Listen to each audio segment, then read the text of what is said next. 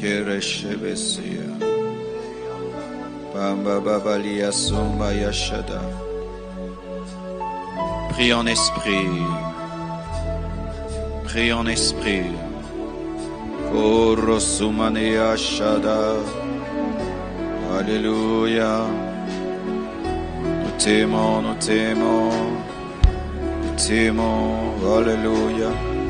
Te magnifions, t'exaltons. Te célébrons Jésus-Christ, le roi des rois, le Dieu qui vient. À toi l'honneur, à toi la gloire, la puissance, aujourd'hui, demain, que tout ce qui est en moi te lève, te magnifie, Dieu parfait et bon. La force de ma vie, Jésus, Jésus, Jésus, Jésus, le nom qui est élevé au-dessus de tout nom. Mon âme te loue, mon âme te célèbre, te magnifie. Jésus, Jésus, Jésus, Jésus, Karasuperi Andashaya. Pragia Sumparia Sayam Beregesandere Shaddai. Nous t'adorons, te louons. Nous t'adorons, te louons. Nous t'adorons, te louons. Nous t'adorons, te louons. Jésus, le roi qui vient. Le pain de vie qui descend du ciel. Jésus, Jésus, laisse-moi te louer, laisse-moi t'adorer, te magnifier, Jésus. Shabariba sumpere kazepete shadaya. Gloire à ton nom, gloire à ton nom. Père, bénis cet enseignement. Parle à un homme, parle à une femme, ici et dans le monde entier. Bâtis ton Église sur la saine doctrine. Oins-moi pour cela. Au nom de Jésus-Christ. Amen. Amen. Acclamons Jésus. Alléluia, alléluia, alléluia, alléluia. Salue ton voisin, ta voisine. Bénis-le, bénis-la. Soyez les bienvenus à ce rendez-vous de la connaissance. Amen. Le mercredi, c'est le rendez-vous de la connaissance. Vendredi, le rendez-vous de la prière. Tu veux connaître, viens mercredi. Tu veux prier, viens vendredi. Je vous salue tous au nom de Jésus. Soyez bénis, bénis, bénis. Nous sommes dans la continuité de nos enseignements sur les 60 fondements de la saine doctrine. Précédemment, j'avais déjà enseigné sur la Trinité. 3 personnes en un seul Dieu. Deuxièmement, la divinité de Jésus-Christ. Mercredi passé, pour ceux qui n'étaient pas là, vous pouvez suivre en ligne, la naissance virginale de Jésus. Pour ce soir, nous allons parler de l'autorité des Écritures. L'autorité des Écritures. Tu peux dire à ton voisin, l'autorité de la Bible. Ton voisin de gauche, celui de droite, celui de devant, celui de derrière. Seulement ton voisin qui est sérieux, concentré. Amen. Acclamons le Seigneur.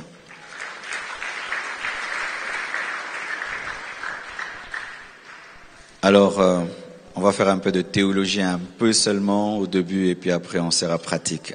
D'accord ? Amen, parce que c'est de la théologie en soi, c'est qu'on fait mercredi.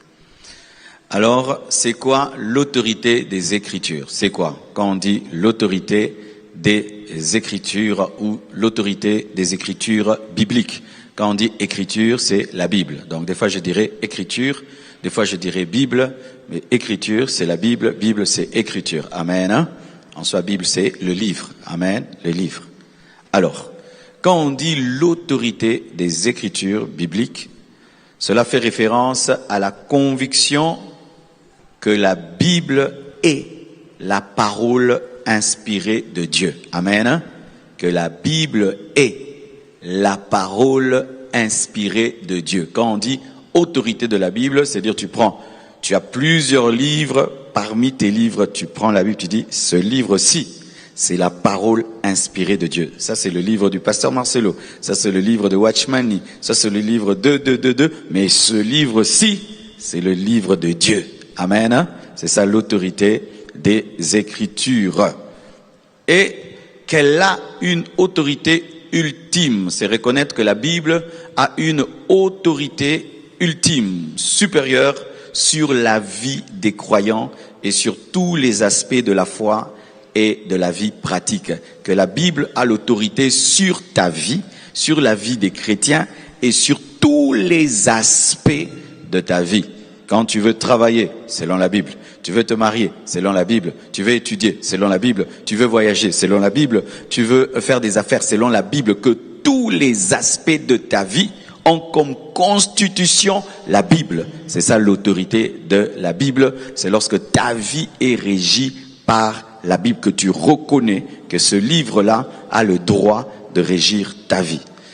L'autorité des Écritures, ça veut dire encore, cela signifie que les Écritures sont vues comme la norme suprême à laquelle toutes les doctrines, enseignements et comportements doivent être soumis. Ça veut dire quoi? Qu'avant que tu puisses prêcher, ça doit être biblique. Avant que tu puisses enseigner une doctrine, elle doit être biblique. Avant que tu te comportes d'une certaine manière, ça doit être biblique. Ton comportement, ta doctrine, tes enseignements sont soumis à la Bible. C'est ça, donner de l'autorité à la Bible. Alléluia. Comportement, enseignement, doctrine soumis à la Bible. C'est ça l'autorité des Écritures. L'autorité des Écritures dans la Bible signifie que la Bible est la parole souveraine de Dieu qui fournit une direction infaillible pour la foi, ta vie morale et ta conduite. Que c'est la parole de Dieu qui te fournit la direction pour ta morale. Pas ces derniers temps, on tolère ça. Moi aussi je tolère. Ces derniers temps, tout le monde fait ça. Moi aussi je fais. Maintenant, on comprend ceci dans l'église. Moi aussi je comprends. Non. C'est que ta moralité est dirigée par la Bible. Tes enseignements par la Bible. Ta vie par la Bible. Ton attitude, ton comportement par la Bible. Alléluia.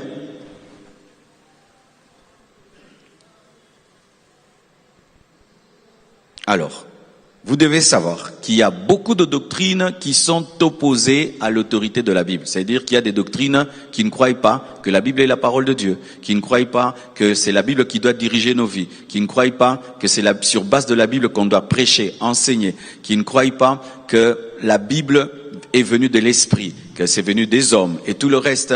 Je vais vous parler de ces doctrines-là. Ensuite, je vais vous dire ce que nous croyons. Amen. Voici ce que le magistère de l'Église romaine, que nous appelons catholique, dit. Le magistère de l'Église romaine catholique ne croit pas en l'autorité de la Bible. Dans l'Église romaine, l'autorité de la Bible est reconnue, mais, il y a le mais, l'autorité de la Bible est reconnue, mais elle n'est pas considérée comme la seule source d'autorité. Vous êtes intelligent, n'est-ce pas? Alléluia. L'autorité de la Bible est reconnue, mais elle n'est pas considérée comme la seule source d'autorité. L'Église, cette Église-là, enseigne la tradition apostolique. La tradition apostolique et l'enseignement de l'Église, qu'on appelle magistère. Ils enseignent en plus de la Bible qu'il y a la tradition apostolique, il y a l'enseignement de l'Église, qui sont également des sources d'autorité. C'est-à-dire il y a la Bible, la tradition apostolique et les enseignements de l'Église, on les mélange et c'est ce qui fait leur doctrine. C'est pourquoi des fois nous ne comprenons pas comment ils disent ça, comment ils croient ça, parce que eux, c'est la Bible, la tradition apostolique et les enseignements de l'Église qui font leur autorité. Alléluia. Selon leur doctrine, les Écritures et la tradition sont complémentaires et doivent être interprétées par l'Église qui a reçu cette autorité des apôtres. Alléluia. Et ce point de vue a été soutenu par le Concile de Trente. Pour ceux qui connaissent l'histoire, au Concile de Trente, en 1545-1563, ils ont dit qu'il y a la Bible, la tradition apostolique et les enseignements de l'Église. Ce qui fait que deux fois, la Bible peut dire une chose, et pour eux, la tradition apostolique complète ceci, et les enseignements de l'Église complètent cela, et ça fait une doctrine qui est tout autre par rapport à nous. Amen. C'est pourquoi des fois, vous pouvez, oh mais nous on nous a dit, on ne prie pas. Quand quelqu'un meurt, il est mort, il n'y a pas de prière à faire. Mais vous voyez, eux, vous voyez, on prie pour ça. Tu vas chercher dans la Bible, tu ne trouves pas. Amen. Mais ils ont leur magistère, les enseignements de l'Église et la tradition apostolique, et aussi des livres d'hétéro-canoniques. Amen. Je ne vais pas trop insister pour ne pas avoir des problèmes. Amen. Parce que je sens que vous intercédez. Alléluia. Deuxième doctrine qui s'oppose à l'autorité absolue. Donc ils peuvent croire, mais pas totalement. Deuxième, les doctrines des églises orthodoxes orientales. Les orthodoxes orientales. Les églises orthodoxes orientales partagent une vision similaire à celle de l'église catholique romaine. Elles considèrent que la Bible est inspirée par Dieu, mais, il y a encore mais, qu'elle doit être interprétée à la lumière de la sainte tradition. Cette tradition comprend les enseignements des pères de l'Église, les conciles écuméniques et les pratiques liturgiques transmis à travers les siècles. Donc, eux aussi, comme l'Église romaine, il y a la Bible, mais on ajoute aussi les saintes traditions, les traditions des pères de l'Église, les conciles écuméniques, des pratiques liturgiques transmis après des siècles, c'est-à-dire des habitudes. Amen. Ou, par exemple, là, on fait 30 minutes avant d'enseigner, et puis 30 minutes de piano avant d'enseigner, et puis j'enseigne. Avec le temps, ça devient aussi un principe. Désormais, dans l'église, avant d'enseigner, 30 minutes de silence, et puis ça se transmet, et puis ça devient aussi une autorité. Alléluia. Donc pour eux, hein, les doctrines des églises orthodoxes orientales. Troisième doctrine qui s'oppose à l'autorité absolue de la Bible, le mormonisme. Qui connaissent les Mormons? On les appelle Église de Jésus-Christ des Saints des Derniers Jours. Ils écrivent vraiment Église de Jésus-Christ des Saints des Derniers Jours. Il y en a beaucoup maintenant. Ils ont des temples, waouh, formidables. Aux États-Unis, ils ont un temple. La toiture est en or. La toiture en or. Et ils sont très, très, très riches aux États-Unis. Ils ont même tout un État qu'ils contrôlent. Alors voici ce que les Mormons, parce que des fois vous les voyez là, ils sont silencieux, vous dites qu'est-ce qu'ils enseignent là-bas, qu'est-ce qu'ils croient là-bas, n'est-ce pas? Qui est des fois curieux. Alors, le mormonisme, Église de Jésus-Christ des Saints des Derniers Jours, voici ce qu'ils disent. Dans le mormonisme, la Bible est considérée comme la parole de Dieu. Ça va t'étonner, hein? Oui, oui. Dans le mormonisme, la Bible est considérée comme la parole de Dieu, mais, il y a encore mais. Mais elle n'est pas l'autorité finale ou unique. Elle n'est pas l'autorité finale ou unique. Les Mormons croient en des écritures supplémentaires, comme le livre de Mormon, la perle de grand prix et les doctrines et alliances, qui, selon eux, sont également des révélations divines. De plus, ils croient que le prophète vivant, leur prophète vivant, et les autorités de l'Église ont le pouvoir de recevoir des nouvelles révélations pour guider l'Église de manière continue. Nous croyons que la Bible, c'est toute la révélation, c'est fini. On n'ajoute rien, mais eux, ils disent que leurs prophètes peuvent recevoir des nouvelles révélations qui vont compléter la Bible. C'est ce qu'ils croient, qu'ils ont la capacité de compléter la Bible par leurs prophètes et par leurs anciens. Et par leurs autorités de l'Église. Donc ils placent la Bible au même niveau que le livre de Mormon, la perle de grand prix, les doctrines et alliances. Ils placent la Bible au même niveau que les livres de leur père spirituel. Et vous connaissez d'autres églises qui font ça aussi, non? Hein, je ne cite pas le nom, hein, vous connaissez, non? Amen.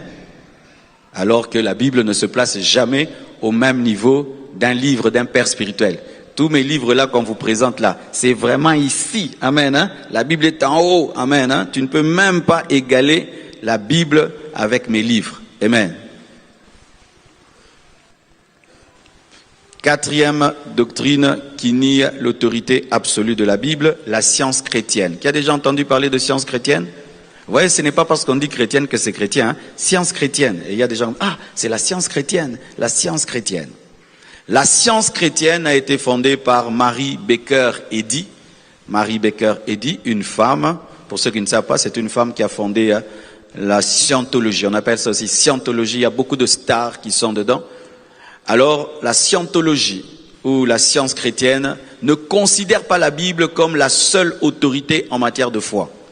Elle enseigne que les Écritures doivent être interprétées à travers les écrits de Mary Baker Eddy, notamment dans son livre « Science et santé avec la clé des Écritures ». Ce livre-là, leur livre-là, est vu comme une révélation supplémentaire, c'est-à-dire à ajouter, qui aide à comprendre les vérités spirituelles contenues dans la Bible. Donc, ils interprètent la Bible à la lumière de leur livre « Science et santé ». Ok? Et ça, ce n'est pas bon. Amen. Hein? Ce n'est pas bon. On n'a pas interprété la Bible sur base de mes livres. On interprète la Bible par le Saint-Esprit. Alléluia. Cinquièmement, les témoins de Jéhovah. Les témoins de Jéhovah acceptent la Bible comme autorité divine. Les témoins de Jéhovah acceptent la Bible comme autorité divine, mais leur doctrine inclut l'idée que seule leur organisation est capable d'interpréter correctement les Écritures. Nous tous ici, on ne comprend pas la Bible, seulement eux comprennent la Bible. C'est pourquoi quand tu fais le débat avec eux, est-ce que tu peux gagner? Jamais. Il reviendra demain avec quelqu'un de plus fort. Et si tu les gagnes, ils reviendront. Pourquoi? Parce que dans leur doctrine, la Bible ne peut être comprise que par leur organisation qui s'appelle Société Watchtower. En français, c'est... j'ai oublié le nom en français.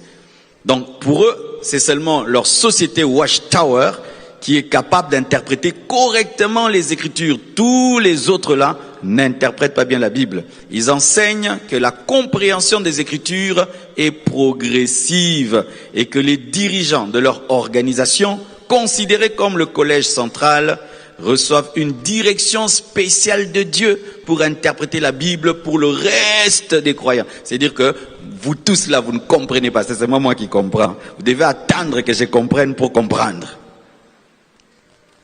Alors que tout chrétien peut comprendre la Bible. Alléluia. Donc pour eux, ils doivent recevoir une direction spéciale, leur autorité spirituelle de Dieu pour interpréter la Bible pour les restes des croyants. Cela place une autorité institutionnelle au-dessus de l'interprétation personnelle des Écritures. C'est-à-dire, cela place le leader spirituel au-dessus de ton intimité personnelle pour comprendre la Bible. Et ça, ce n'est pas biblique. Amen. Donc je suis en train de vous présenter le faux pour vous présenter le vrai. L'islam. L'islam, la religion qui a été bâtie par Mahomet, bien que l'islam reconnaisse la Bible comme une révélation divine antérieure, vous devez savoir cela, les musulmans reconnaissent la Bible comme étant une révélation de Dieu antérieure, c'est-à-dire une révélation de Dieu dans le passé, c'est-à-dire avant que le Coran ne vienne. Avant que le Coran ne vienne, la Bible c'est une révélation divine du passé. Et là souvent il parle de l'Ancien Testament, il ne parle pas du Nouveau Testament. Alors il dit ceci, l'islam soutient que la Bible a été corrompue au fil du temps par les interprétations, les traditions. C'est que la Bible qu'on a pour eux, ce n'est pas la vraie Bible. La vraie Bible, elle est antérieure. Ce que nous avons là, ce sont des corrections de corrections. C'est pourquoi ils ne croient pas en la Bible que nous avons. A été corrompu au fil du temps et que le Coran est la révélation finale infaillible de Dieu. C'est-à-dire que la Bible, c'est une révélation antérieure qui a été corrompue avec le temps. Mais maintenant, Dieu leur a donné la dernière révélation infaillible qui est le Coran. C'est ce qu'ils croient. C'est ce que eux croient. Les musulmans croient que le Coran, révélé à Mahomet, corrige les erreurs et les altérations des écritures précédentes. C'est-à-dire qu'ils croient que le Coran corrige la Bible qui a été altérée par les modifications qui ont précédé le Coran. Vous suivez bien? Ça donne de la connaissance générale. Amen. Ainsi bien que la Bible soit respectée par les musulmans, parce qu'ils la respectent quand même, c'est pourquoi ils parlent d'Abraham, ils parlent de Jacob, ils parlent d'Isaac, ils parlent même de Jésus. Ainsi bien que la Bible soit respectée, elle n'a pas pour eux l'autorité finale en matière de foi. C'est pourquoi ils ne croient pas que Jésus-Christ est né d'une vierge, ils ne croient pas que Jésus-Christ est ressuscité, parce que pour eux, ils ne respectent pas la Bible comme étant l'autorité finale en matière de foi et de vie pour les musulmans. Cette autorité est réservée au Coran. Amen. Donc quand un musulman a la Bible, c'est ce qu'il pense, que c'est une ancienne révélation qui est corrigée par une nouvelle révélation. Septièmement, nous commençons à entrer chez nous, les protestants, les gens des églises de réveil, parce que chez nous aussi nous avons des problèmes. Le libéralisme théologique. Il y a des théologies ici où quand tu vas apprendre là-bas, il faut toujours poser la question. Vous, c'est quelle théologie que vous enseignez? Il ne faut pas croire que toute théologie est à apprendre. Hein? Amen. Hein? Oh, j'ai fait quoi? La théologie. Tu peux faire la théologie, tu ne crois plus en Dieu. Tu sais ça? Il y a des théologies où on te dit que la mer rouge ne s'est pas divisée par un miracle. Il te dit c'est un iceberg qui a fondu. Il ne croit pas au miracle. Il ne croit pas au parler en langue. Il ne croit pas aux dons spirituels. C'est terrible. Alors quand tu veux faire la théologie, tu dois dire c'est quelle théologie? Moi je crois en la théologie charismatique. Alléluia. Alors il y a la théologie libérale. Quand on dit libérale, c'est dire qu'il y a beaucoup d'intellect. C'est quand quelqu'un va, il apprend la Bible, mais il sort là, il ne croit plus en Dieu. Oui, il y a des gens comme ça. Oui, il y a des théologies, si tu vas, tu fais. Tu sors comme ça, tu n'as plus l'onction. On te met que le doute, le doute, le doute, le doute, et le doute, et le doute, et le doute. Voici le libéralisme théologique. Ne crois pas aussi à l'autorité absolue de la Bible. Quelqu'un peut prêcher la Bible, mais il ne croit pas qu'il n'y a que la Bible.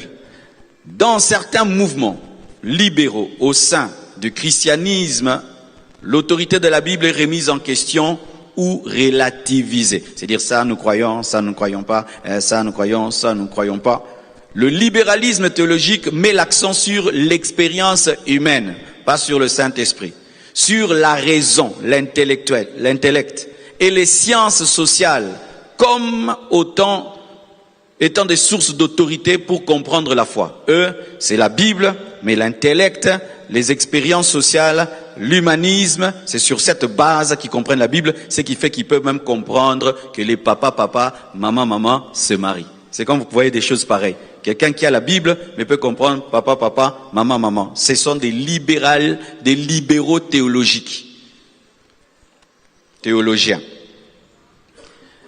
Et chez nous, dans le mouvement charismatique pentecôtiste, certains mouvements charismatiques et pentecôtistes reconnaissent l'autorité de la Bible, mais, et c'est ce qui nous arrive souvent dans les églises de réveil, insiste également sur l'importance de la révélation directe par le Saint-Esprit. Je vais mieux expliquer ça. À travers des visions, des prophéties ou des dons spirituels. Dans ces mouvements, l'expérience spirituelle immédiate est parfois placée au même niveau et même des fois au-dessus de l'autorité des Écritures.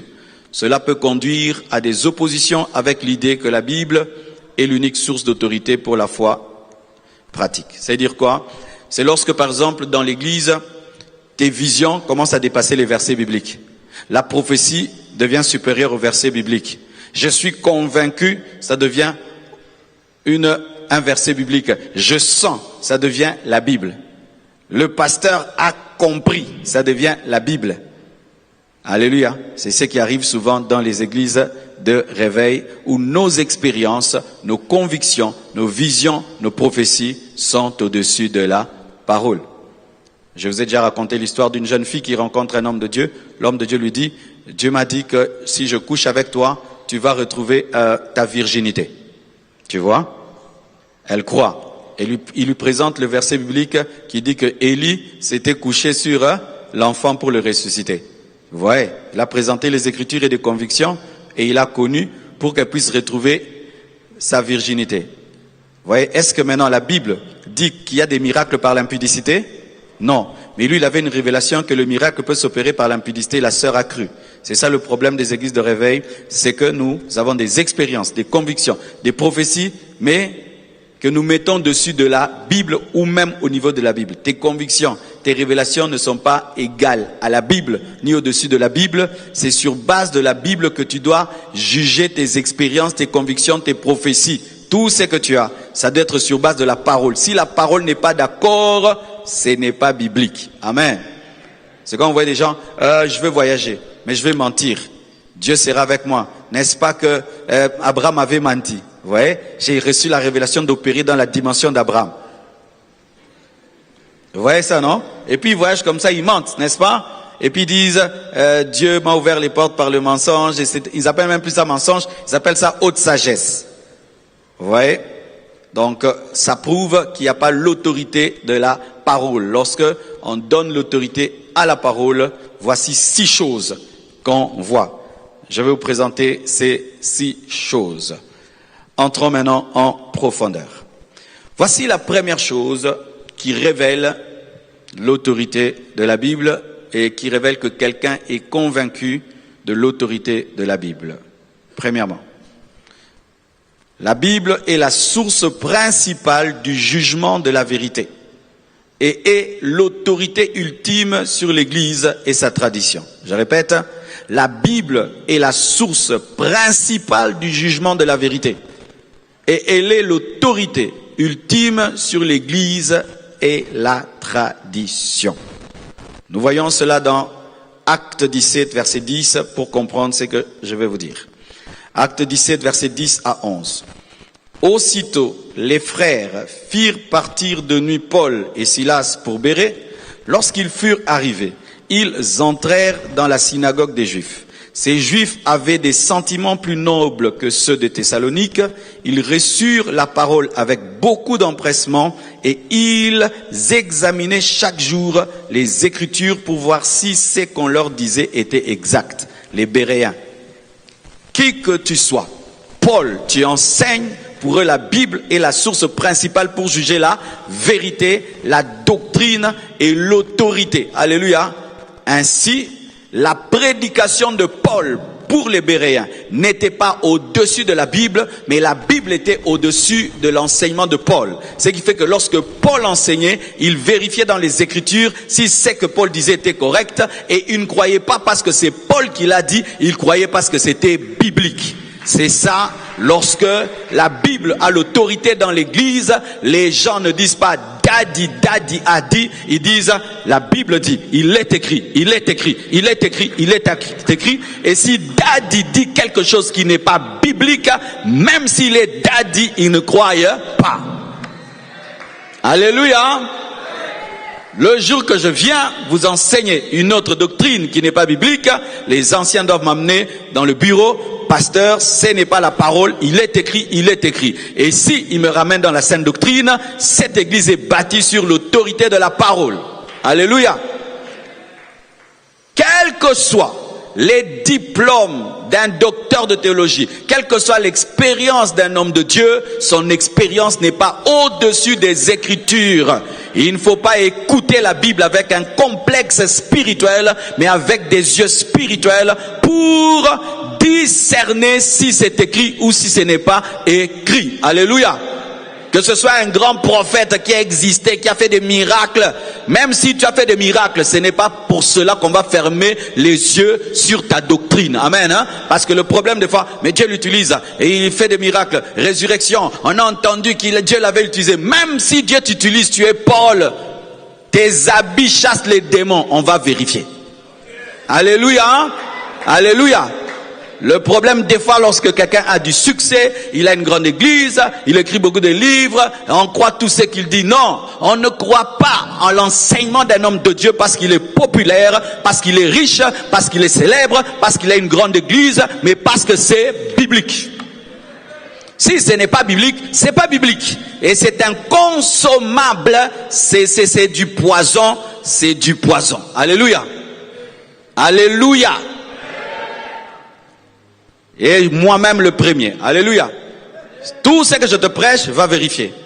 C'est pourquoi il faut écrire, il faut réécouter la vidéo et tu discernes si c'est écrit dans la parole. Les chrétiens de Béret n'avaient aucun complexe spirituel. Lorsque l'église protestante a commencé par rapport à l'église catholique, ils avaient ce principe qu'on appelait sola scriptura. Qui a déjà entendu ça? Sola scriptura. C'est-à-dire que l'écriture seule. C'était un temps, on vendait les pénitences. Tu veux être pardonné, tu donnes l'argent. Tu veux être pardonné, tu donnes l'argent. Mais la Bible dit qu'il n'y a plus de condamnation pour ceux qui sont en Christ. Nous sommes sauvés par grâce au moyen de la foi. Comment vous vendez les pénitences? C'est écrit où? Qu'on doit donner l'argent. On cherche, on ne trouve pas. Comme c'est pas écrit, on ne va plus donner l'argent. Parce qu'en ces temps-là, on donnait l'argent. Avec l'argent, on construisait des temples. Mais si tu veux construire le temple, demande seulement l'argent. Mais ne dis pas aux gens d'acheter le pardon, parce que le pardon ne s'achète pas. Amen. Hein? La prophétie ne s'achète pas. Les délivrances ne s'achètent pas. Vous avez reçu gratuitement, donné gratuitement. Tu vas quelque part, on te dit, ici avant, paye. Comme ce n'est pas écrit, ne fais pas. Amen. Sola scriptura. Seule la parole. Tout ce qui se fait dans l'église doit être sous la parole. Si ce n'est pas sur la parole, ce n'est pas à prendre. Donnez-moi l'amen. Donc, mes frères et sœurs, la première des choses en matière d'autorité de la Bible, c'est que la Bible est la source principale du jugement de la vérité. Elle est l'autorité ultime sur l'église. Pas le pasteur, pas le leader, mais c'est la parole. Pas le leader, pas le pasteur, même si tu es Paul. Acclamons les chrétiens de Béret.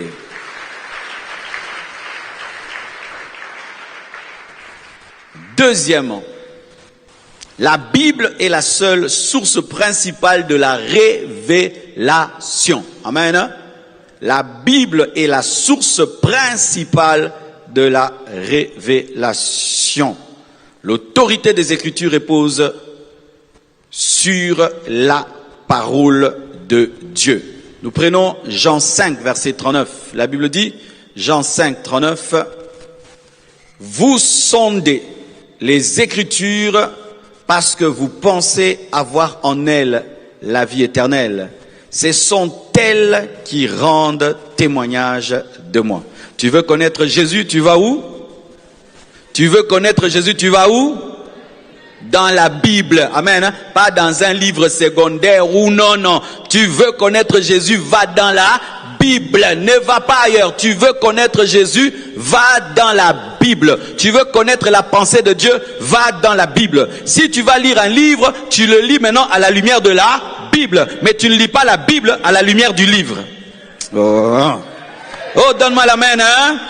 Je ne lis pas la Bible à la lumière d'un livre, mais je lis le livre à la lumière de la Bible. C'est pourquoi vous, qui avez plus de livres, vous ne lisez pas la Bible. Vous allez entrer dans des fausses doctrines. Il faut d'abord maîtriser la Bible avant de beaucoup lire des livres. Sinon, tu vas en prendre des hérésies. Tu ne sauras pas que c'est une hérésie parce que tu n'as pas la maîtrise de la base. Le diable aussi vient avec « il est écrit ». Mais tu dois aussi avoir « il est aussi écrit ». Alléluia. La source de la révélation et de la connaissance de Christ, c'est la Bible. Tu vas avoir la foi authentique, la Bible. Tu vas avoir une vraie vie de prière intense, la Bible. Tu vas être rempli de l'amour de Dieu, la Bible, la Bible, la Bible, la Bible, la Bible, la Bible.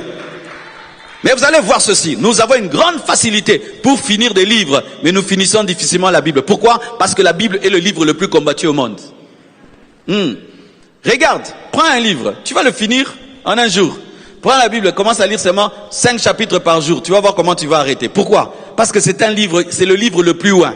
C'est le livre que Satan craint. C'est le livre qui bouleverse le monde. C'est le livre le plus combattu au monde, mais c'est le livre le plus vendu au monde. Alléluia. Lisez vos Bibles, lisez vos Bibles, lisez vos Bibles, lisez vos Bibles. Et je bénis une sœur, elle m'a fait un merveilleux cadeau. Elle est venue me voir, elle m'a dit, pasteur, Dieu m'a convaincu de t'offrir cette Bible. Tu es pasteur, c'est sûr que tu as beaucoup de Bibles, mais je sens, Dieu m'a dit de t'offrir cette Bible. Il faut écouter le Saint-Esprit.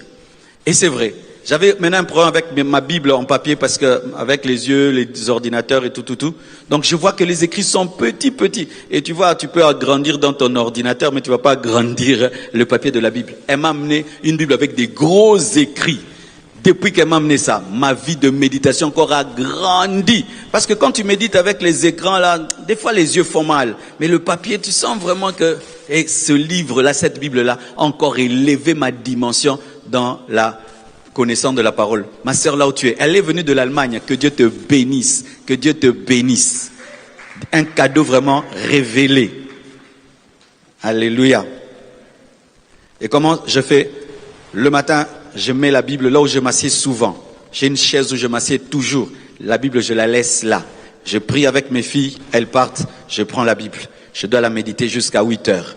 Je te fais de lire Ancien Testament, 2 Ancien Testament, Psaume, Proverbe. Et puis, je lis 3 dans le Nouveau Testament.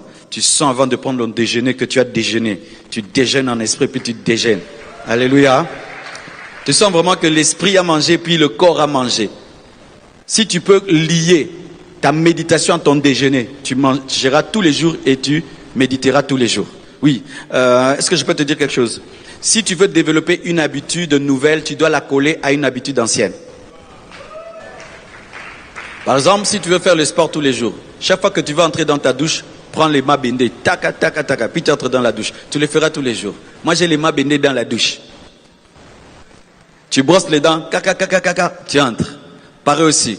À côté de mon déjeuner, il y a la Bible. Avant de manger, je mange. Ça va faire que tous les jours que tu mangeras, tu mangeras. Qui va faire ça?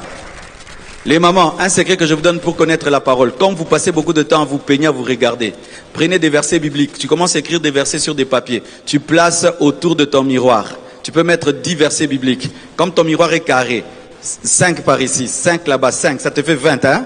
20. Pendant que tu peignes, tu lis, jusqu'à ce que tu mémorises, tu changes. Tu vois, il y a des papiers qu'on colle, non? Tu commences à connaître la Bible. Pendant que toi, tu fais tes chignons, tu as des révélations. Ah, si j'avais prêché ça au Nigeria, il y aurait déjà des offrandes ici. Alléluia. Qu'est-ce que tu fais tous les jours? Tu vois cette chose-là? Ajoute la Bible dedans. Et par exemple, si tu fais beaucoup d'embouteillages, tu peux lier ton embouteillage à la connaissance de la parole. Pendant que le chauffeur te conduit, toi tu médites. Ou tu peux même méditer la Bible en audio. Alléluia. Tu écoutes beaucoup la musique, fais ceci. Avant d'écouter la musique, tu écoutes d'abord la Bible en audio, et puis tu écoutes la musique. Tu écoutes beaucoup le pasteur Marcelo, avant de m'écouter, tu écoutes la Bible en audio, et puis tu m'écoutes. Tout ce que tu fais tous les jours facilement, ajoute maintenant quelque chose qui est difficile. Amen. Donc, je répète, la Bible est la source principale du jugement de la vérité et l'autorité ultime de l'Église et de ses traditions. La Bible est la source principale de la révélation. Et d'ailleurs, la vérité, la voici, il n'y a plus de révélation. Vous savez ça, hein? Il n'y a plus de révélation. Quand nous disons révélation, c'est seulement une manière de parler. Nous avons que des inspirations. Toute la révélation a déjà été donnée parce que la Bible a été donnée. Je ne peux pas aujourd'hui prêcher dire j'ai une révélation. Si je dis j'ai une révélation, donc j'ai un nouveau verset. Je n'ai que l'inspiration, c'est-à-dire que j'ai l'éclairage de ce qui est. J'ai le rhéma du logos. Le logos a déjà été donné et fini. Je ne peux pas dire que j'ai reçu un nouveau logos, non. Le logos est déjà clôturé. Amen. Hein? Maintenant, nous avons l'éclairage du logos qu'on appelle l'inspiration ou l'illumination.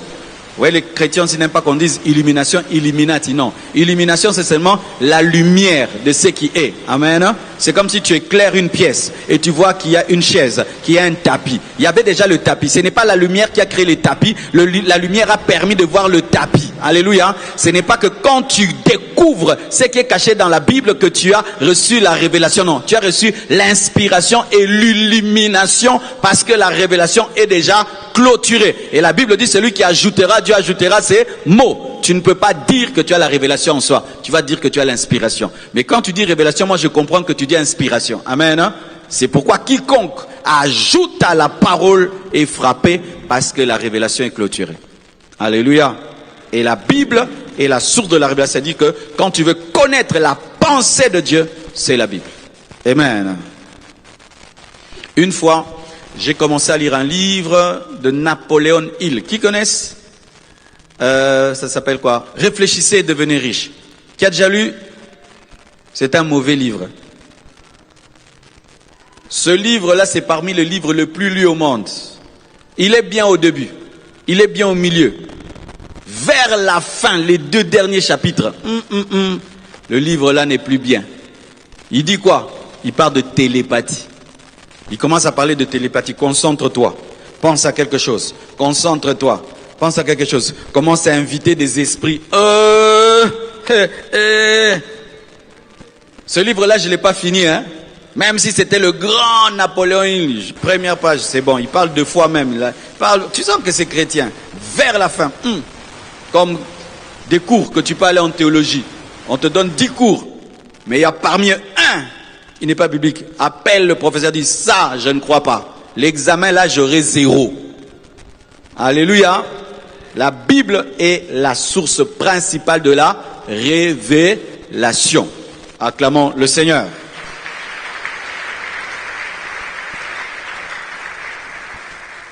Romains 1, versets 16 à 17, nous dit ceci. Car je n'ai pas honte de l'évangile. C'est une puissance de Dieu pour le salut de quiconque croit. Aux Juifs premièrement, puis du grec. Parce que en lui est révélée la justice de Dieu par la foi et pour la foi. Selon qu'il est écrit, le juste vivra par la foi. L'évangile est une puissance de Dieu. L'évangile est une puissance de Dieu pour le salut. L'évangile est une puissance de Dieu pour le salut. Je répète, l'évangile est une puissance de Dieu pour le salut. La Bible est une puissance de Dieu pour le salut de celui qui croit. La Bible peut changer le monde. Vous le croyez? Prêchez la Bible. Enseignez la Bible. Prêchez la Bible. Enseignez la Bible. Des fois, tu n'auras pas besoin de voir des gens toujours pleurer, crier. Mais si c'est la parole est puissante pour changer un homme. Des fois, les hommes changeront. Ils ne savent même pas ce qu'il a entendu. Mais c'est seulement être exposé à la parole de Dieu. C'est une puissance pour le salut de quiconque croit. Troisièmement, la Bible est inspirée par le Saint-Esprit. Qui le croit? Mais ce sont les hommes qui ont écrit, non? Comment nous croyons que la Bible est inspirée du Saint-Esprit alors on dit que Luc a écrit, Matthieu a écrit, Paul a écrit? Je crois que ces hommes étaient inspirés par le Saint-Esprit. Alléluia. Je crois que c'est poussé par le Saint-Esprit qu'ils ont écrit la Bible. Et c'est extraordinaire. 66 livres. Et des fois les auteurs, celui-ci, 600 ans avant l'autre. L'autre, il vient 10 ans après l'autre. Mais tu prends ce livre avec plusieurs écrivains différents, mais ce livre dit la même chose. Ah là là là là. Acclamons la Bible. Acclamons la parole. Chacun vient dans son époque. Mais quand tu lis les livres de Moïse, tu lis Ézéchiel, tu lis Jérémie, tu lis Apocalypse, mais tu te dis, mais c'est le même esprit. Oui, les hommes sont passés, mais c'était le même écrivain. Les bics sont passés, mais c'était le même écrivain. Les bics sont passés, mais c'est le même écrivain. Il y avait le bic Moïse, le bic Ézéchiel, le bic Daniel, mais il y avait le même écrivain. Le Saint-Esprit est l'écrivain de la Bible. Les hommes sont des bics. Même si c'est le bic qui écrit, ce n'est pas le bic qui écrit, parce que le bic ne peut pas écrire lui-même. Il faudrait que l'écrivain le tienne. Et comme cet écrivain ne vieillit pas, ne meurt pas, ce qui fait que même si Moïse est mort, on pouvait avoir la révélation dans l'Apocalypse, parce qu'il y avait aussi le bic appelé Jean. Alléluia! Alléluia! Et tous ceux qui doutent, qui disent, non, mais ce sont des hommes qui écrivent. Et le Coran? Et tous vos livres là que vous dites qu'ils sont divins, c'était tombé comme ça, boum, non. Vous dites que quelqu'un écrit, poussé par l'esprit. Quand c'est notre tour, ce n'est pas Dieu. Quand c'est votre tour, c'est Dieu. Pourquoi? Alléluia. Oh, le vôtre n'est pas de Dieu. Et puis le vôtre alors c'est comment? C'est vrai, ce sont des hommes qui ont écrit, mais poussés par les Saint-Esprit. Faut pas quand tu dis, oh, votre Bible, ce sont des hommes qui ont écrit. Tu dis, oui, c'est comme un bic. Le bic a écrit, mais derrière, il y avait l'invisible. Alléluia. Mes frères et sœurs, pourquoi alors des fois, il y a des choses divergentes? Regardez. Vous qui voyez ici, vous qui êtes devant moi, quand on vous dit d'écrivez cette chair, c'est que vous voyez. Vous allez dire quoi? Nous voyons la tablette, ici elle est plate, ici il y a un bois, et puis nous voyons les chaussures du pasteur, n'est-ce pas? Vous là-bas, dites-moi ce qui se passe. Vous voyez mes chaussures? Vous voyez la tablette plate? Vous la voyez comme ça, n'est-ce pas? Alors eux, quand on leur dit, c'était comment l'enseignement du pasteur? Ah, le pasteur était assis, mais les chaussures, on ne sait pas s'il avait des chaussures. On dirait qu'il était pieds nus. Est-ce qu'ils ont menti? Maintenant, vous, quand vous allez dire, il avait des bottes, vous avez menti. Maintenant, est-ce que vous avez dit la vérité plus que? Chacun a dit selon le point de vue qu'il a eu. C'est pourquoi des fois tu vois Matthieu dit telle chose, Marc dit le reste. C'est parce que chacun était dans sa trajectoire. Il a dit ce qu'il a vu et c'était vrai. Mais ce n'est pas que ça s'est contredit, ça s'est complété. Maintenant, pour avoir la totalité de ce qui s'est passé, il faut combiner ce que vous dites et ce qu'ils disent. Ainsi, vous allez dire non. Vous allez leur dire non. Il avait des chaussures. Ah, eux aussi vont vous dire non. La tablette est aussi un peu petite ici. Quand tu veux comprendre l'évangile, prends Matthieu, tu prends Luc, tu prends Jean, tu prends Marc. Quand tu mélanges, tu as là toutes les facettes de Jésus, comme l'aigle, comme l'homme, comme le Fils de Dieu, comme le lion de la tribu de Juda. C'est pourquoi, si tu n'as pas fini de lire la Bible de Genèse, Apocalypse, ne parlez pas vite. Parce qu'il y a certaines choses que tu ne comprends pas au début, tu vas comprendre à la fin. Parce que la Bible n'est pas comme les livres que tu lis où c'est chapitre par chapitre, histoire et ok. Non, des fois dans la Bible, il y a des choses qui se passent au début, mais c'est écrit à la fin. Et à quoi coûter? Alléluia. Ne juge jamais la Bible si tu ne l'as pas lu de Genèse à Apocalypse. Parce que certaines questions que tu as trouveront leur solution ailleurs. Voici. La Bible est inspirée par le Saint-Esprit. Donc, elle est inspirée par Dieu. L'autorité de la Bible, c'est que nous croyons que c'est un livre inspiré par Dieu. Un jour, une dame, je crois, quelqu'un, il devait mettre des choses dans sa voiture.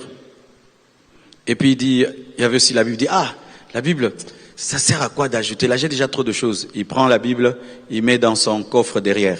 Il part, il fait un accident. Tout est détruit, il meurt. Mais la Bible qui était derrière, intacte. Dieu voulait lui montrer que sa parole est au-dessus de tout.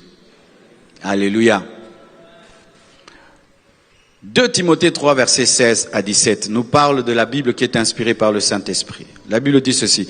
Toute écriture est inspirée de Dieu. Toutes c'est même cantique des cantiques. Qui croit que même cantique des cantiques? Qui a déjà lu Cantique des Cantiques?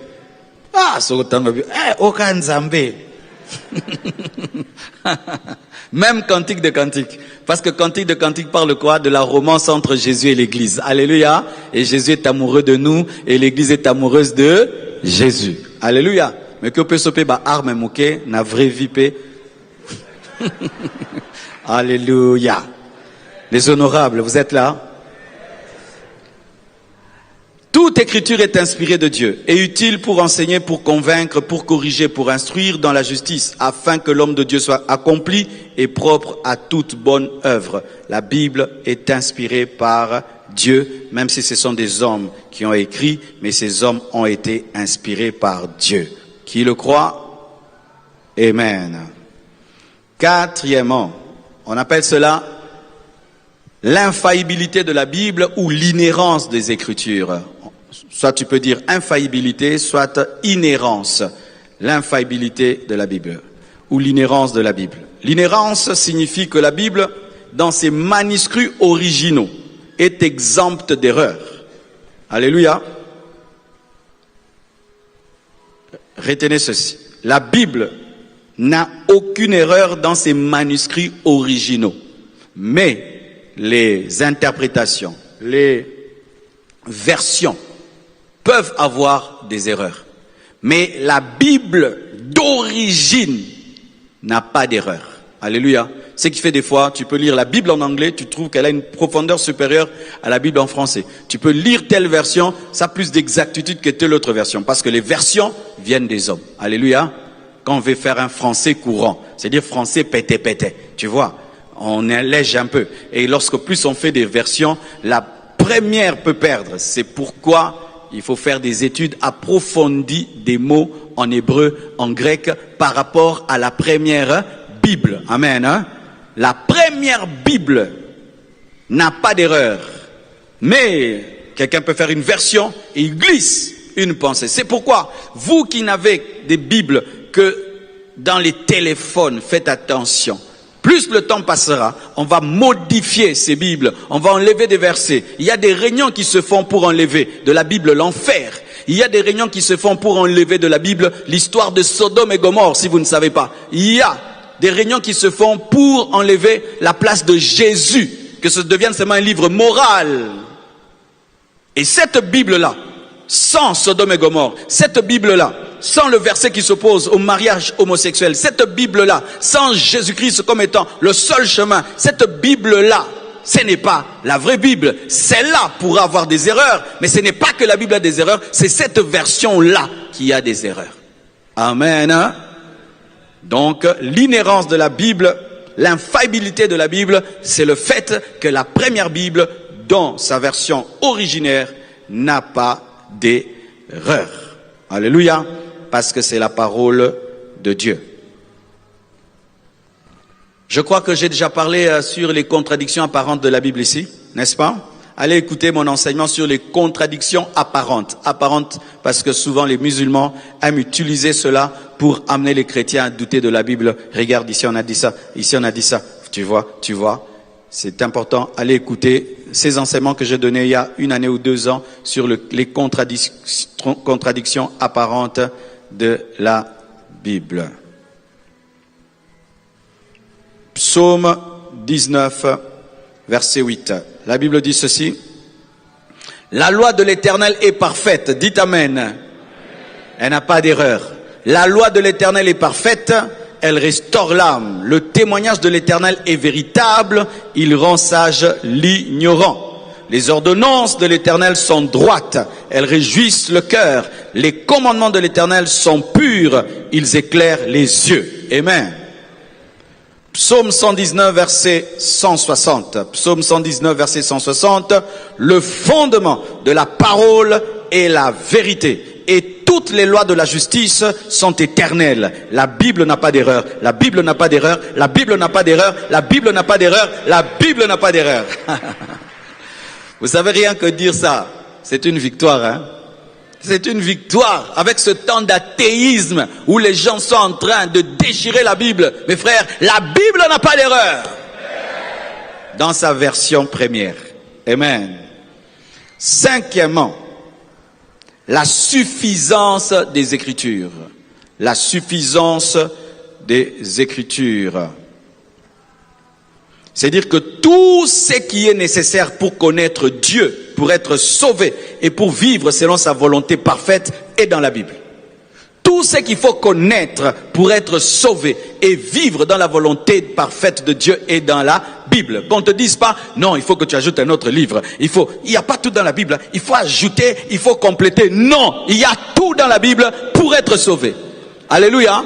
Oh non, il faut ajouter tel livre, il y a des connaissances. Non, non, non. Si je connais la Bible, je serai sauvé et je connaîtrai la volonté parfaite de Dieu. Je connais un homme qui n'avait jamais lu un autre livre dans sa vie. Smith Wigglesworth. Qui a déjà entendu parler de lui? C'est parmi les héros de la foi. Il était plombier, il s'est converti, il ressuscitait les morts. Il a ressuscité plus de 10 morts dans sa vie. Une foi extraordinaire. Il n'a jamais lu un autre livre dans sa vie. Ni un livre chrétien ou livre ceci, le journal. Il ne lisait rien d'autre dans sa vie que la Bible et il avait la foi qui ressuscitait les morts. La Bible est suffisante pour être sauvé. La Bible est suffisante pour connaître la volonté parfaite de Dieu. Que personne ne te dise, tu dois ajouter. Si tu n'as que la Bible, tu ne connaîtras pas Dieu, tu ne seras pas sauvé. C'est faux, faux, faux, faux. La Bible est suffisante. Amen. En soi, vous sentez aujourd'hui, je suis venu quoi vous amener à être persuadé de l'autorité de la parole. Car si tu n'es pas persuadé, tu ne vas pas persuader. Si tu n'es pas convaincu, tu ne seras pas convaincant. Parmi les luttes que j'ai eues dans ma vie, c'était sur l'autorité de la Bible.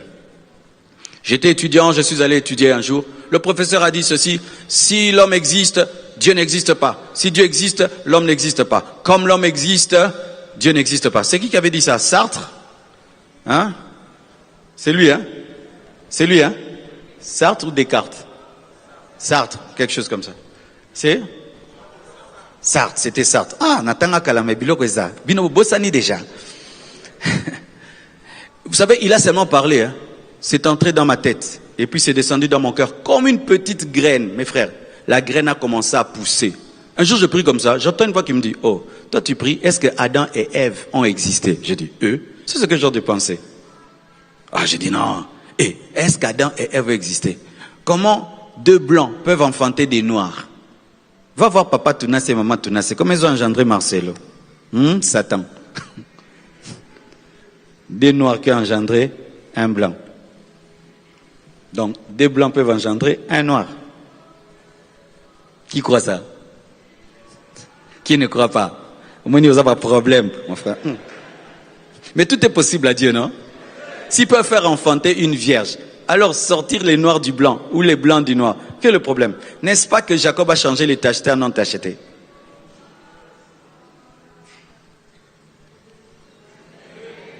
Quand tu lis la Bible, tu dois connaître la parole et connaître la puissance de Dieu. Si tu ne comprends pas la puissance de Dieu, tu ne vas pas comprendre la Bible.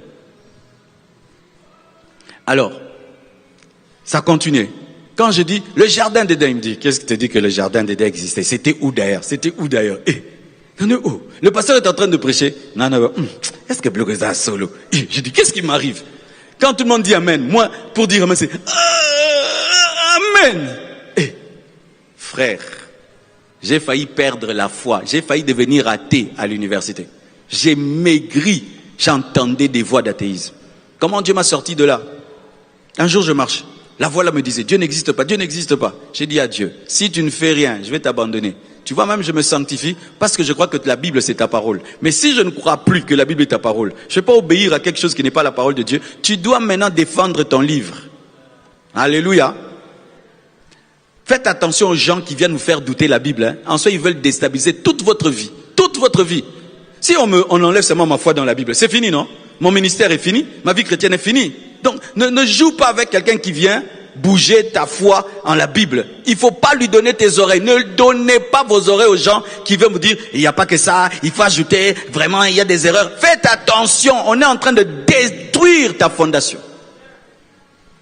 Et puis il me dit, Marcelo, le diable qui te dit qu'il n'existe, que j'existe pas, lui il existe. J'ai dit oui, lui il existe parce qu'il me parle. Ok, maintenant qui l'a créé? Parce qu'il n'est pas sorti du néant. J'ai dit, c'est toi qui l'as créé. Dis-lui que son existence prouve que j'existe. Donc, Satan, tu me dis que Dieu n'existe pas. Mais qui t'a créé alors? Alors, tu t'es créé toi-même. Non, moi je sais que tu es une créature. Donc, quelqu'un t'a créé. Donc, le fait que tu puisses parler prouve qu'on t'a créé. Et donc, Dieu existe. Alléluia. La Bible est la parole de Dieu, elle est inspirée par le Saint-Esprit, la Bible n'a pas d'erreur et la Bible contient tout ce dont tu as besoin pour être sauvé et pour connaître la volonté parfaite de Dieu. Alléluia. Si tu dois choisir entre les livres et la Bible, choisis la Bible. C'est la Bible qui complète les livres, alléluia. Non, les livres complètent la Bible, mais c'est pas la Bible qui complète les livres. Amen, hein. C'est-à-dire, j'ai la base de la parole, je vais pas les lire les concordances. Amen, hein? Je lis la Bible, et puis j'ai les concordances, on me donne tous les versets, ok. Mais ce n'est pas que la cerise sur les gâteaux, c'est la Bible, le gâteau, ce sont les livres. Non, la Bible, c'est ça les gâteaux, les concordances, les études bibliques, les commentaires de ceci. Ça, ce sont les petites choses qui s'ajoutent. Tu ne peux pas avoir comme base dans ta vie des livres des théologiens. Tu dois avoir comme base dans ta vie la parole et puis les livres des théologiens. Amen. 2 Pierre 1 verset 3, la Bible dit ceci. Comme sa divine puissance nous a donné tout ce qui contribue à la vie et à la piété, au moyen de la connaissance de celui qui nous a appelés par sa propre gloire et par sa vertu. Comme sa divine puissance nous a donné tout ce qui contribue à la vie et à la piété au moyen de la connaissance. Quelle connaissance? La connaissance de la Bible. La connaissance de la Bible nous permet d'avoir tout ce dont nous avons besoin pour la vie et pour la piété. Amen. Connaître la Bible te permet d'avoir tout ce dont tu as besoin pour la vie et pour la sainteté. Sixièmement, pour finir, les Écritures sont la norme pour la foi et la vie morale. Les Écritures sont la norme pour la foi et pour la vie morale. Matthieu 4, verset 4. Jésus répondit, il est écrit, l'homme ne vivra pas de pain seulement, mais de toute parole qui sort de la bouche de Dieu. Pour vivre, il faut la parole. Alléluia. Pour vivre la vie spirituelle, il faut la parole, il faut la Bible. Jacques 1, verset 22, mettez en pratique la parole, les Écritures, et ne vous bornez pas à l'écouter en vous trompant vous-même par des faux raisonnements. Pour être capable de vivre dans la piété morale, il faut pratiquer la parole. Et c'est la parole qui détermine les normes de la moralité. Selon le monde, tu peux coucher avec une femme sans l'épouser. Mais la Bible dit que tu dois attendre le mariage. Dites Amen. Amen. Si demain, il y a même la loi des hommes qui dit non, vous pouvez épouser des filles de 12 ans, et de ceci, cela, pédophilie. La Bible est contre la pédophilie. Alléluia. Alléluia. Si demain, on dit qu'un homme peut épouser un chien, épouser ceci, la Bible est contre la zoophilie. Alléluia. La norme de l'Église pour la moralité, ce n'est pas la constitution des hommes, ce ne sont pas les films, ce ne sont pas les livres, mais c'est la Bible. La Bible. Si la Bible l'interdit, moi aussi je l'interdis à mes enfants, à mes frères, à mes sœurs, à l'Église. Vous entendez cette prédication que je prêche? Dans des années qui viennent, ce sera rare. Dire ce que je dis là, c'est rare. Ce sera rare. C'est parmi les plus grands combats de l'église actuelle. Les plus grands combats dans l'église actuelle. Mes frères, je suis allé dans une église aux États-Unis, mes frères, et je regarde devant là-bas. Oh, je regarde, je dis, c'est un hasard frère. C'est dire que cette sœur est un frère. Les cheveux, vraiment les mèches. Fait Alléluia. Si pasteur prêche, je fais Alléluia. Alléluia. Mais je le regarde bien. Il n'y a pas de carrosserie. Zéro de plat. Je regarde, c'est roya, ça la sport est belé. Mais quand je vois ses mains, il fait comme ça, musclé. Mais il a des longs ongles. Il est vraiment propre. Il a aussi un sac. Je dis, il est devant là-bas, pendant que tout le monde est spiritueux. Lui aussi, il est parmi eux, vraiment. Et puis il a commis l'erreur, il s'est retourné comme ça, je l'ai regardé. Et longué Gouga. Un visage masculin, mais des cheveux de femmes, les mouvements des femmes, les ongles des femmes, les sacs des femmes et les corps des hommes. Mais il est à l'aise à l'église. À l'aise. On l'a même pas pris, frère, viens au coin. Tu oses. Là-bas, tu oses. Votre église va fermer. Il va aller vous accuser. Ils m'ont mis mal à l'aise. Ils m'ont dérangé, ils m'ont culpabilisé. J'ai perdu la paix.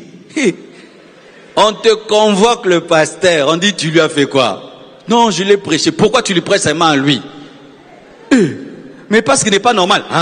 Il est anormal. Donc, pourquoi tu dis qu'il est anormal? Mais parce que c'est un homme qui est devenu fille. Non, lui il a choisi les filles. Où est ton problème? C'est sa liberté. Bon, on est comme une poto bandeko. Mon dénoté na poto na ça m'a qui bon église pasteur au katanga bi pasteur ngo bomelanga église. Ba le bakuna ke masumu ezebele pasteur ti côté wana te misusu te o boma église ka pona lisumu moko ki pe ba masumu misusu wana tika ngo tranquille. Wana no lobaka lingala ekota français te. Wana etika likaka na lingala. Oyo kanga chaîne YouTube. Et ça peut bon. Tu prêches comme ça, on coupe ta chaîne YouTube. Tu mets ça sur Facebook, on supprime. Le monde actuel, c'est ça. Un enfant va à l'école, il n'est ni garçon, ni fille. Il choisira avec les temps qui il veut être. Waouh! Mais regardez maintenant ces choses-là. Toi, tu étais un garçon. Tu te fais fille. Ok? Maintenant, tu reçois Jésus, tu es fille. Maintenant, celui qui va venir t'épouser là, maintenant, il fait comment? Tu redeviens. Maintenant, il va épouser mamie ou Jean. Vous voyez les problèmes que vous commencez à donner à Dieu. Parce que d'autres, ils changent tout, hein. Tout, ils changent vraiment tout. Mais maintenant, tu dis, non, j'étais un homme, mais je suis femme. Maintenant, toi, tu veux épouser la femme ou l'homme qui est dedans. Allez réfléchir mercredi prochain, vous allez me dire, qu'est-ce qu'on va dire maintenant à cette sœur-là? Cette sœur-là maintenant ce frère-là, qui a tout changé, qui est devenu une femme. Maintenant, quand il reçoit Jésus comme Seigneur et Sauveur, il fait comment? Au ciel, il sera reçu comment? En tant que femme ou comment? Maintenant, on va l'épouser en tant que femme ou en tant qu'homme. Vous voyez comment ça chauffe la tête? Satan veut faire chauffer les têtes des prédicateurs. Comment que quoi prêcher? Et ce ne sera pas seulement ça. Ce sera aussi même voler. Voler, ça devient normal. Ça va devenir, la méchanceté devient normale. Le péché devient tellement normal que quand même tu veux prêcher ça, on te dit que,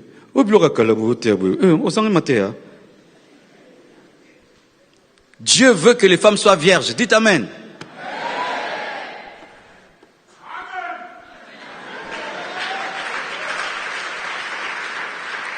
Mais est-ce que vous entendez encore des prédications sur la virginité? Pourquoi? Parce que même à 12 ans, les sœurs ne sont plus vierges. Avant de se marier, quand on est fiancé, on ne couche pas ensemble. Dites amen. Comme Marie et Joseph, Tu dis, ah, pasteur, c'était Marie et Joseph. On me dit, bah, t'as kala. Où est cette génération siga? Masuma siga, okeneli fait la siga.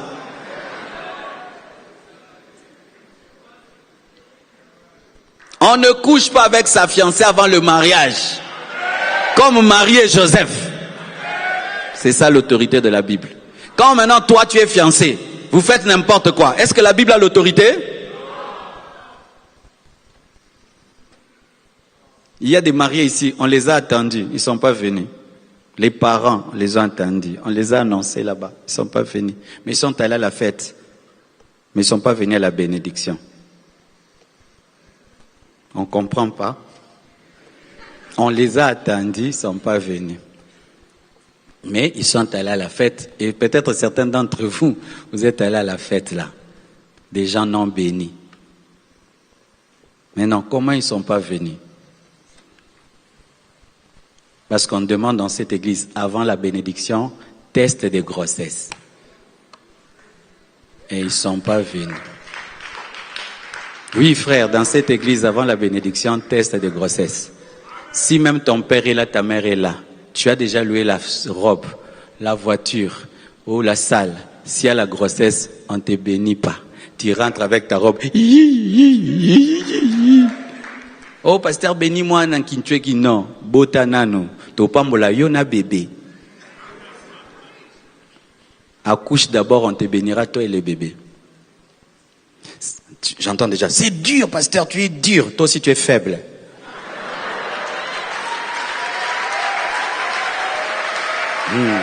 Pasteur, tu es trop dur. Toi, tu es trop faible.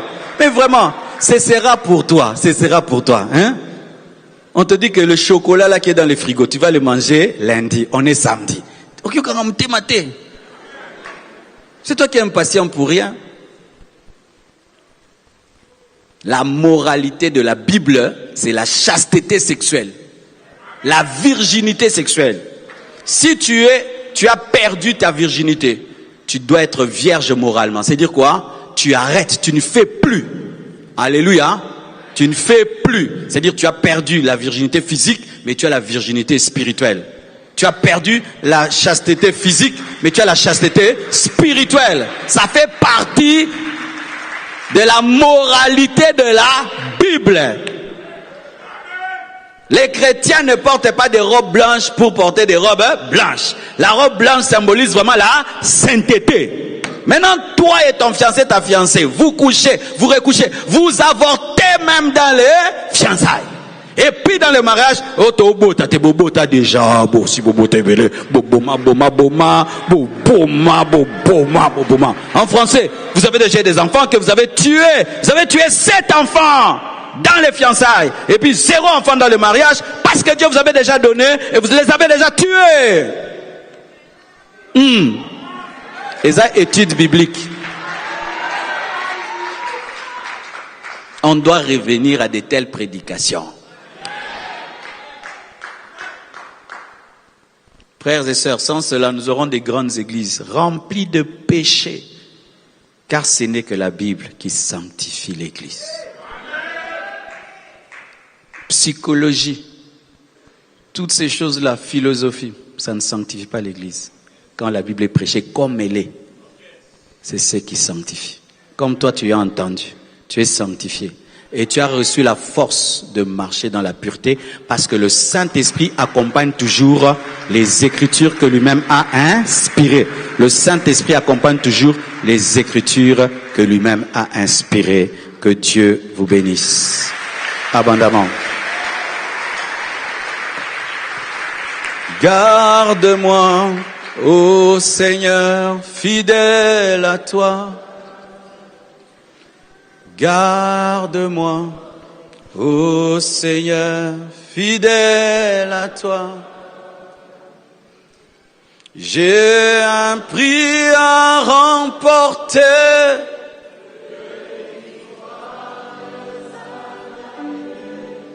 Ô Seigneur, garde-moi, fidèle à toi. Prions au nom de Jésus.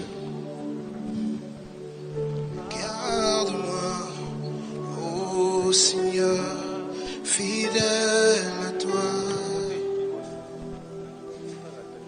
Garde-moi, ô Seigneur, fidèle à toi.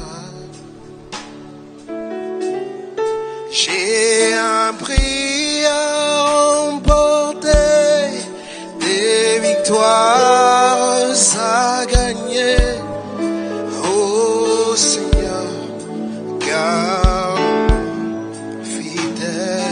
est-ce que tu peux demander à Dieu que cette parole, ce message qui a été enseigné soit ancré dans ton cœur? Est-ce que tu peux demander au Saint-Esprit de te donner la force de pratiquer ce message? Est-ce que tu peux prier pendant quelques minutes? Élevons nos voix, prions au nom de Jésus. Demande à Dieu de pouvoir enraciner cette parole dans ton cœur.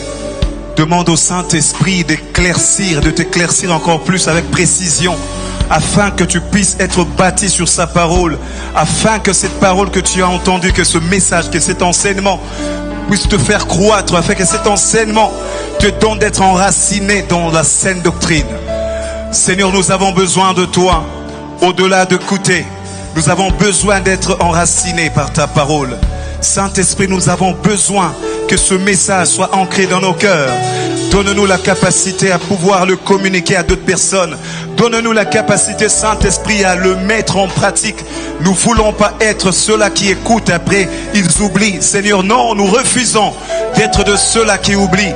Mais nous voulons être de disciples qui pratiquent ta parole. Nous voulons être de disciples qui mettent en pratique et qui communiquent ta parole aux autres.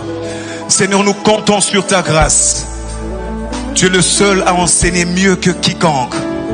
Laisse que ce message donné par ton serviteur puisse encore, Seigneur, nous ramener sur le chemin et nous donner de demeurer sur ce chemin-là.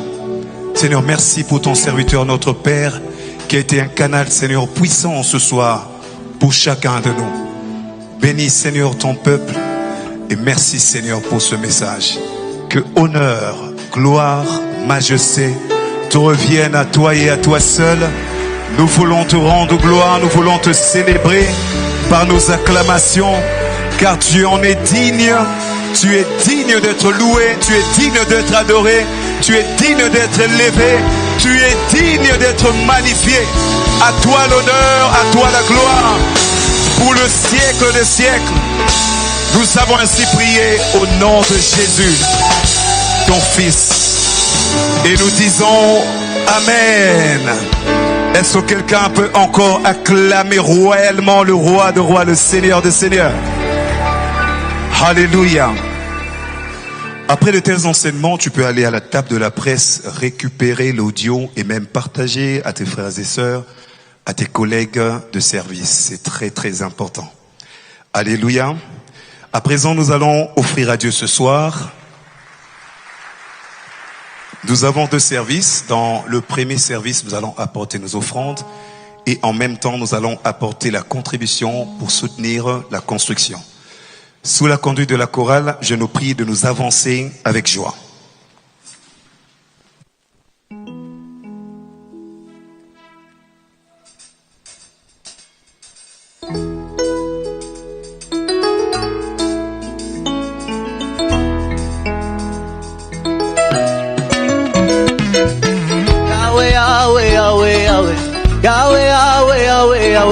Yahweh, Yahweh, Nzambe na lola, na tatoli ozali Nzambe na ngai.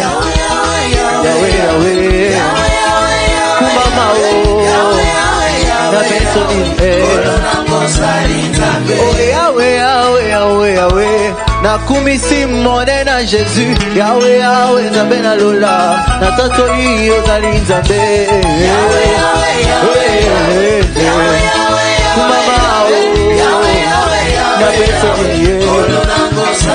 yambona banda na beti na no maboko motema nanga ebeli moto ya bolingo na yo masi ya Yesu yango na sanjoli yo mokonzi okoki na losungu Yesu okoki na loyengo Yesu na beto nini soki na moni kembo na betaka milolo papa werekelaka maele ya bato yango na besi yo lokumu Yesu mosusu lokola yo azali te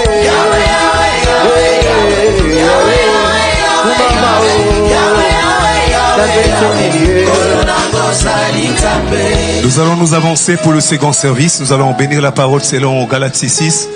Et si ce soir vous avez prévu votre dîme, vous allez également la porter. Tu peux te tenir debout alors que nous sommes en train de célébrer Dieu pour danser pour sa gloire. Avançons s'il vous plaît. Mokili basi, mokili molunge, mokili moto. Liziba ya mai, nazwana wapi.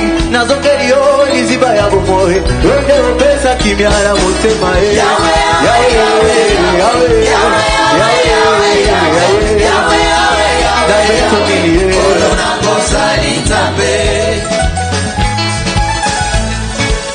Yahweh,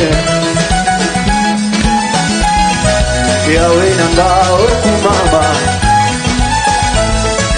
Yahweh nanga okumama. Na yembeli yo na kumisi elonga nanga elikya nanga. Na yembeli yo na kumisi elonga nanga elikya nanga. Na netoli yo na sanjoli yo makasi nanga yambale lembo. Na yembeli yo na kumisi elonga nanga elikya nanga. Tobonzeli yo compassion zala na biso kino na suka e. Na yembeli yo na kumisi elonga nanga elikya nanga. Na yembeli yo na sanjoli yo elonga nanga mbongina moyo. Na yembeli yo na kumisi elonga nanga mama yo kumame yo kumama Yahweh yo kumama yo kumama Yesu yo kumama yo kumama Yesu yo kumama sina kaifa yo nikela moto yo mi moto kufa yo nataka ni papa yo mi papa kutanga yo nataka ni tanti yo mi makasa motila yo yo mwana motema yo yo mama na tanti yo kupita na Jésus yo nataka ni pona yo yo ni na kuka leo na mwana motema nanga yo tala kipenda nilinga yo atikala kana sema nilinga yo na le kipenda na kuwe na bibi tipeso na kuwe yo kuwe na yo timira na kuwe yo kuwe na yo timama na kuwe yo kuwe na bakiti mama na kuwe yo kuwe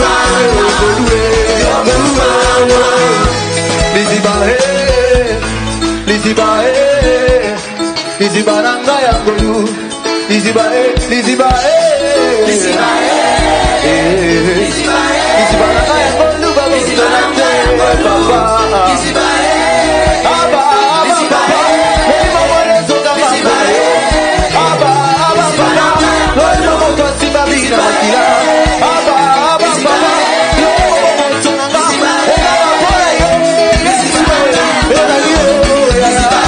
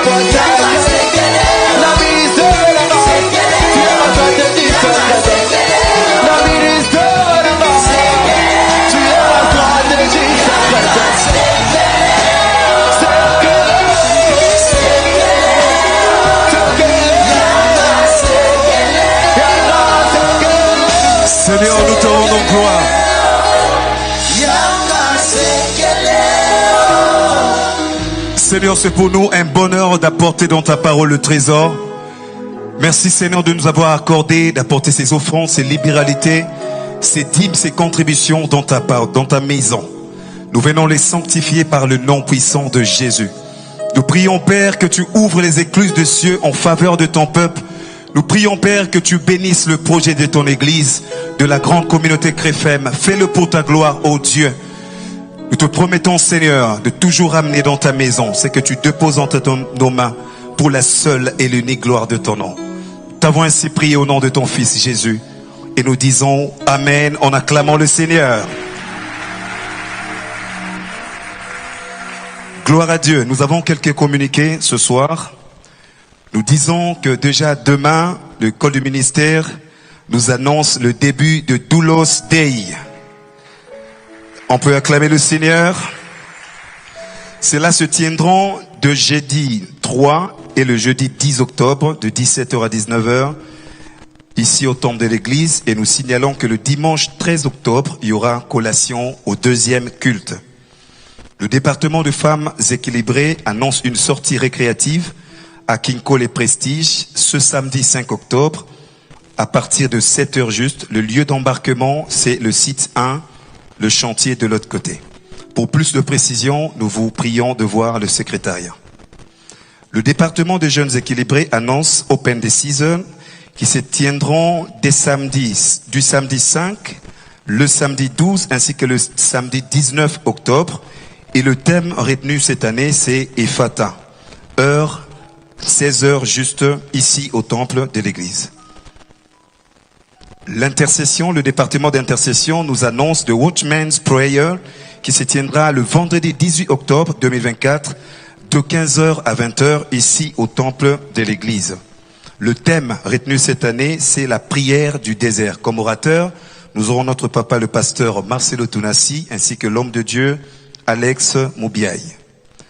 Quelques rappels, visitez notre stand du livre ou carrément prenez rendez-vous au secrétariat tout le jour pour vous procurer les 7 livres du pasteur Marcelo. Vous pouvez également les télécharger gratuitement sur www.marcelotunassi.org et sur la plateforme Amazon pour ceux qui sont à l'extérieur du pays. Nous tenons à dire que les 2 nouveaux livres sont également disponibles. Les prédications en format audio sont disponibles. Après ces cultes, vous pouvez vous rendre vers la presse audio et vous en procurer gratuitement. Femmes à la brèche avec toutes les femmes équilibrées demain jeudi à partir de 17h et cela se tiendra dans la salle polyvalente. Bénédiction nuptiale. Vont s'unir dans le lien sacré du mariage en date du samedi 5 octobre 2024 ici au temple de l'église. Le frère Fresnel Senker et la sœur Esther Baïla. Est-ce qu'on peut célébrer le Seigneur pour cette bénédiction nuptiale? Nous avons un témoignage ce soir. Une maman témoigne les bénédictions divines reçues dans sa vie et celle de ses enfants en 3 phases. Elle dit premièrement, elle raconte qu'après une chute douloureuse qui l'avait immobilisée pendant un temps, elle a demandé au pasteur de prier pour ses enfants. Après cette prière du pasteur, elle s'est miraculeusement aperçue que la douleur avait disparu. Est-ce qu'on peut acclamer le Seigneur? En second lieu, elle poursuit pour dire, sa fille aînée était contactée par une dame de Londres pour un emploi et a eu un entretien raté à cause d'une coupure d'électricité. Cependant, par la grâce divine, elle a reçu une seconde chance et a été retenue pour le poste qu'elle occupe maintenant en Afrique du Sud. Est-ce qu'on peut acclamer le Seigneur? Troisièmement, elle dit que son fils, après 4 ans de chômage en Afrique du Sud, a finalement trouvé un emploi après une demande de prière. Est-ce qu'on peut encore célébrer le Seigneur pour ses bénédictions? Elle conclut en disant, je rends grâce à Dieu qui a rendu toutes choses possibles dans ma vie et celle de mes enfants. Alléluia. À présent, nous voulons recevoir le nouveau venu. C'est pour vous la toute première fois de venir à l'église à Compassion. De partout où vous êtes, nous voulons vous recevoir dans la joie. Nous vous prions de vous tenir debout. Tout le nouveau venu de ce soir, si vous pouvez vous tenir debout. pour que nous puissions vous accueillir. Est-ce qu'on peut acclamer pour notre frère de l'autre côté? Sentez-vous à l'aise de vous tenir debout. Merci. On peut les encourager en acclamant le Seigneur. Alors, il y a le service d'accueil qui vous oriente vers des chaises positionnées à notre gauche. Je vous prie d'aller calmement jusqu'à atteindre ces chaises-là. Alors qu'ils s'avancent, est-ce qu'on peut les encourager, les acclamer pour la gloire de Dieu?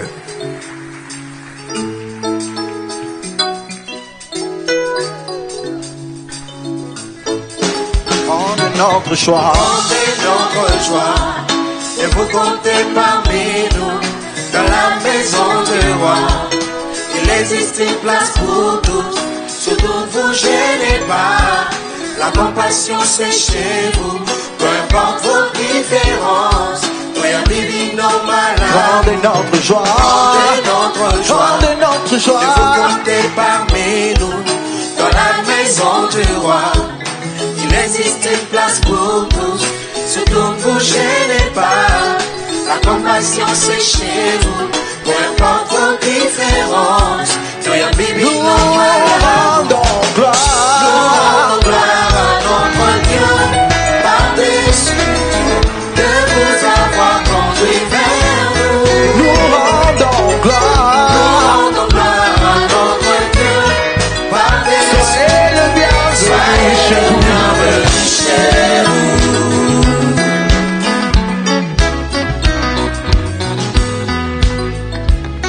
Est-ce qu'on peut encore acclamer le Seigneur pour nos bien-aimés?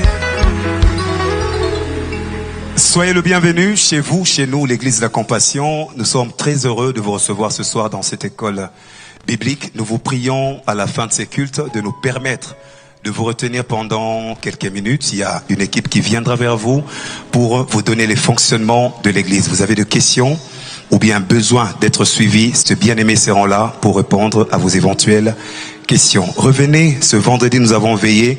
Ce sera pour nous encore une joie de vous revoir ce vendredi. Que Dieu vous bénisse et merci pour votre présence. Que Dieu bénisse tous ceux-là qui ont reconnu leurs invités. Nous prions à Papa de répondre à la parole.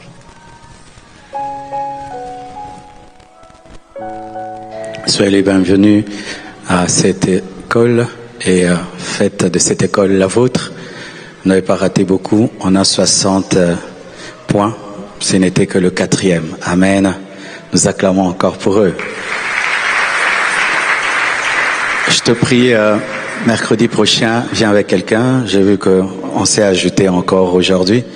Et on peut remplir cet endroit si chacun de nous seulement a maintenant un disciple du mercredi. C'est ce que nous on faisait à l'église. Si je balaye, je gagne quelqu'un, il devient balayeur. Si je suis portier, je te convertis, tu deviens portier. Comme tu aimes l'étude biblique, cherche dans l'église quelqu'un qui ne vient que dimanche. Dis-lui, viens mercredi, paye-lui le transport, va le prendre à la maison, qu'il puisse aimer l'exactitude de la parole. Amen. Vendredi, ce sera le rendez-vous de ceux qui veulent la vie de prière. Tu n'arrives plus à prier, tu as du mal à prier, tu as perdu ta vie de prière. Viens vendredi, la vie de prière va revenir. Alléluia. Et le thème du message, ce sera « Pourquoi Satan ne veut pas que tu pries ?» Amen. Pourquoi Satan ne veut pas que tu pries? Nous serons tous là le vendredi. Dimanche prochain, ce sera notre dimanche évangélique. Viens avec un païen, quelqu'un qui ne connaît pas Jésus. Nous allons prêcher l'évangile et nous allons faire la pêche aux âmes. Alléluia. On a eu à baptiser la semaine passée 50 personnes et nous voulons gagner encore des âmes ce dimanche. Alors, avant la fin de l'année, nous allons ouvrir Compassion Lomé. Prions pour cela. Nous allons avec le pasteur Jourdain au Togo. Et lorsque nous allons déménager, voici la modification du programme pour que ceux qui viennent au premier, deuxième, troisième, que personne ne soit oublié. Nous allons modifier le programme.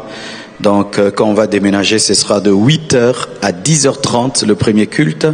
Et entre le premier et le deuxième, 1h. Pourquoi? Parce que là-bas, 5000 personnes qui doivent sortir les escaliers, la route, pour qu'on se bouscule pas, qu'on nettoie encore l'église. Ça va prendre beaucoup plus de temps. Donc, entre les deux cultes, au lieu qu'il y ait 30 minutes d'écart, il y aura 1h. Donc, 8h à 10h30 et puis 11h30 à 14h. Ce qui fait que ceux qui viennent aussi au troisième culte, c'est un programme aussi bon pour eux. Et comme ça, tout le monde est content. Amen.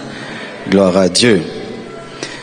Nous aurons Papa Dis-moi tout du mercredi 30 octobre au vendredi 1er novembre. C'est pour tout le monde, les papas, les mamans, les mariés, les célibataires. Posez toutes les questions sur le mariage, sur le couple et nous répondrons pendant 3 jours.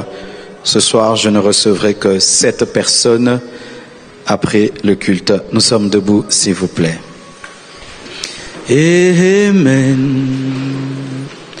Amen. Que ton règne vienne, ta volonté soit faite. Amen. Amen. Dans cette église, dans cette église, comme dans ton royaume. Prie avec moi, notre Père, qui es aux cieux, que ton nom soit sanctifié, que ton règne vienne, que ta volonté soit faite sur la terre comme au ciel. Donne-nous aujourd'hui notre pain de ce jour. Pardonne nos offenses, comme nous pardonnons aussi à ceux qui nous ont offensés. Mais ne nous soumets pas à la tentation, mais délivre-nous du mal, car c'est à toi qu'appartiennent le règne, la puissance et la gloire pour les siècles des siècles. Au nom de Jésus-Christ. Amen. Que Dieu bénisse. À vendredi.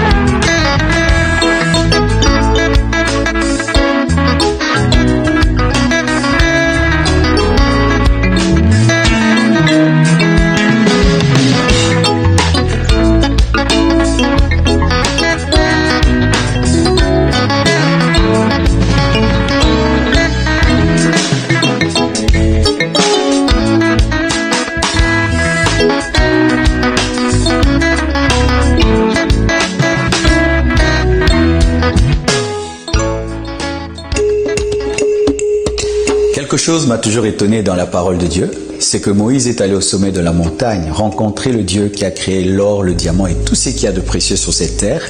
Mais lorsqu'il rentre, il revient les mains bredouilles, mais avec une vision. Construire un tabernacle dans lequel il fallait qu'il y ait de l'or, qu'il fallait qu'il y ait des tissus de très grand prix.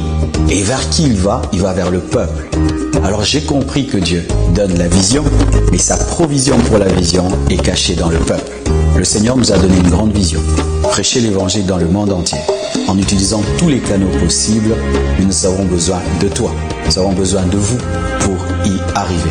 Pour la construction du temple, pour renouveler le matériel, pour implanter des extensions, pour organiser des conférences, nous avons besoin des moyens financiers. Pour ceux qui sont au Congo, vous pouvez utiliser les moyens locaux, M-Pesa, Orange Money et tout le reste. Et pour tous ceux qui sont à l'étranger, vous pouvez utiliser vos cartes bancaires, vous pouvez utiliser PayPal et des virements. Et sachez que cela arrivera et sera utilisé à bon escient. Et que vraiment Dieu vous bénisse, car l'arroseur est toujours arrosé. Soyez bénis. Amen.